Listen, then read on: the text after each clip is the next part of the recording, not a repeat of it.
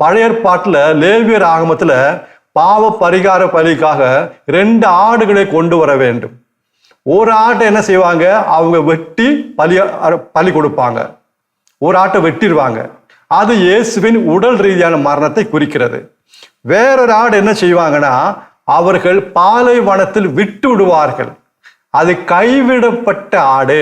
இயேசு சிலுவையில் கதறினார்ல, கடவுளே என் கடவுளே என் கடவுளே ஏன் என்னை கைவிட்டீர். அது கைவிடப்பட்ட ஆடு.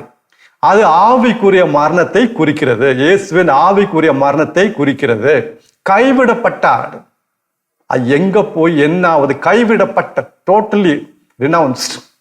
அன்பானவர்களே, இது லேவியராகமம் 16வது அதிகாரத்தில் வருகிறது. நேரம் கிடைக்கும் போது வாசித்து பாருங்க, நன்றாக அதோட நிழலாக அங்கே சொல்லப்படுகிறது. அன்பானவர்களே, ஆக இயேசுவின் இந்த மரணத்தின் நிமித்தம் நமக்கு என்ன கிடைத்தது? பாவ மன்னிப்பு கிடைத்தது. இதை நம்ம பெருசா எடுத்துக்கிறோமா தெரியல. அது மட்டும் கிடைக்கலன்னா போச்சுங்க, நாம் கடவுளுக்கு பகைவர்களாகவே இருந்திருப்போம். அவர் நம்மை அன்பு செய்து அந்த பாவ மன்னிப்பை கொடுத்தார். அது மட்டுமல்ல, நம்முடைய வாழ்க்கையை, நம்முடைய உள்ளத்தை அவருடைய பரிசுத்தமான இரத்தத்தால் தூய்மையாக்கினார்.